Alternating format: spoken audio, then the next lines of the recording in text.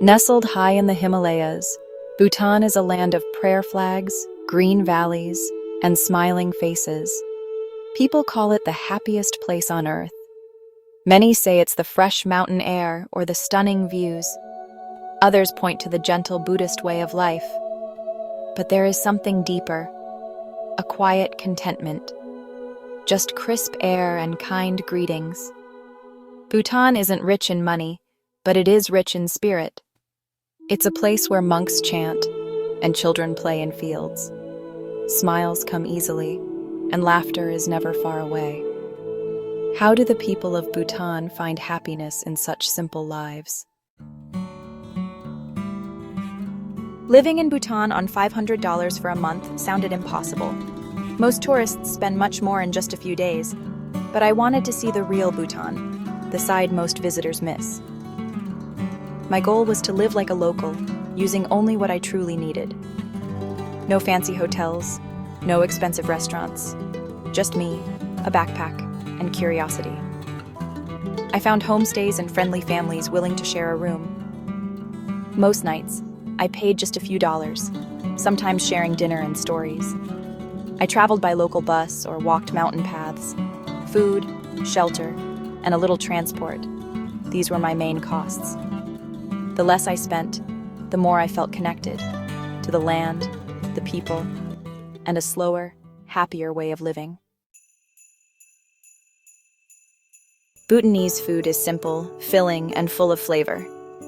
Every day, I enjoyed steaming bowls of red rice, fresh vegetables, and datshi, a spicy dish of chilies and cheese. Local markets sold everything I needed. For just a few coins, I bought apples, flatbreads, and dried yak meat. Sometimes kind villagers invited me to share a meal. We sat on the floor, laughing and eating with our hands. Sleeping was another adventure. In small towns, I found homestays where families welcomed me like an old friend. My room was often a wooden loft, warmed by a clay stove. Each night I listened to the wind rustling through pine trees and the distant sound of monks chanting. Getting around meant walking or taking the local bus. Roads twisted through mountains, past waterfalls and fields of barley. Sometimes the bus broke down, and we all waited together, sharing snacks and stories. No one complained. Life moved slowly, and that was just fine. Living simply made every day feel special. Without screens or shopping malls, I noticed the beauty of the little things. A child's laughter, a grandmother's wisdom, the sound of rain on a tin roof. My heart felt lighter with every step.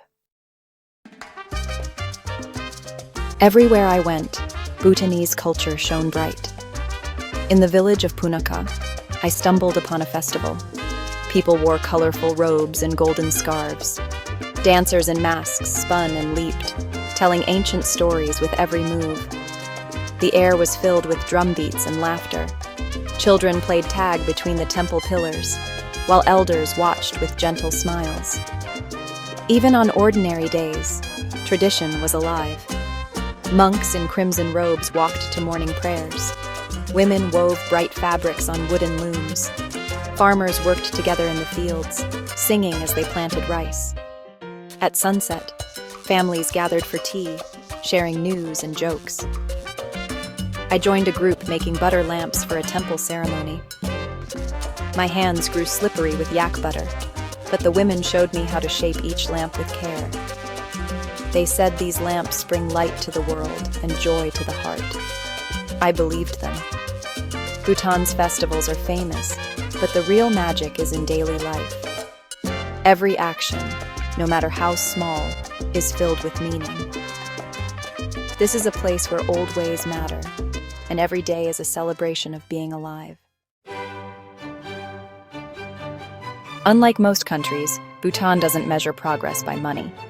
Here, the government's top goal is happiness. They call it gross national happiness, or GNH. This idea shapes every decision, from schools to forests. Leaders ask, will this make our people happier? If not, they say no. Gross national happiness has 4 pillars: good governance, sustainable development, cultural preservation, and environmental protection. These guide life in Bhutan like a compass. Schools teach children to respect nature. Laws protect ancient temples and forests. Communities decide together how to solve problems. I met a teacher in Thimphu who explained GNH with a smile. "We don't want only money," she said. "We want clean air, strong families, and peace in our hearts." Her words stayed with me. In Bhutan, happiness is not selfish. It's something people build together. Everywhere I looked, I saw GNH in action. In the fields, in the markets, in the laughter of friends. It's a simple, powerful idea, and it works. Most tourists in Bhutan stay in fancy hotels and see only the famous sights. They visit Tiger's Nest Monastery, take photos, and leave. But there is another Bhutan, hidden from view. It lives in quiet villages and mountain paths, in humble homes and open hearts. Living on $500 showed me this secret side. I shopped at local markets instead of tourist shops. I joined village festivals, not just the big ones for visitors. I learned to cook in smoky kitchens, kneeling beside grandmothers. The real Bhutan is slow and gentle, with time for tea and talk. Many travelers miss these moments. They rush from place to place, chasing perfect pictures. But happiness here is not about what you see. It's about how you live and who you share it with. I realized that the richest experiences come from simple things. A shared meal, a walk in the rain, a story by the fire. This is the Bhutan that locals know and love. One cold evening, my bus broke down miles from the nearest town. As darkness fell, I worried about where to sleep. Then a farmer and his family invited me into their home. They gave me hot soup, a blanket, and a place by the fire. We spoke little English, but their warmth said everything.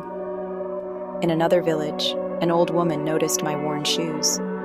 She rummaged in her cupboard and handed me a pair of thick woolen socks. "For your journey," she said, pressing them into my hands. I wore them every day, feeling her kindness with every step. Children often greeted me with shy smiles, offering wildflowers or apples from their gardens. At a monastery, a young monk taught me to spin prayer wheels and shared his lunch of rice and cheese. These moments, small but powerful, filled my heart with gratitude. In Bhutan, kindness is a way of life. People give freely, not because they have much, but because they believe happiness grows when it is shared. Living simply in Bhutan taught me lessons I will never forget. I learned that happiness isn't found in things, but in moments. A sunrise over misty hills, a warm cup of butter tea, a friend's laughter. These are treasures money can't buy. I saw how people care for each other and for the land. Villagers plant trees for future generations. Families share what they have, no matter how little. Children grow up with respect for nature and tradition. Every day is shaped by gratitude and patience. Gross national happiness isn't just a government policy. It's a way of living that touches every part of life. It means choosing kindness, valuing time, and finding joy in simplicity. In Bhutan, I found a new understanding of what it means to live well. Now, whenever I feel rushed or stressed, I think of Bhutan. I remember the slow pace, the gentle smiles, and the deep peace that fills the valleys. Bhutan is more than a tourist destination. It is a living lesson in happiness, kindness, and hope. If you choose to visit, come with an open heart. Leave behind your rush and your worries. Listen to the wind, watch the prayer flags dance, and join the laughter in village homes. Don't just see the famous sights. Walk the quiet paths, share a meal, and listen to stories.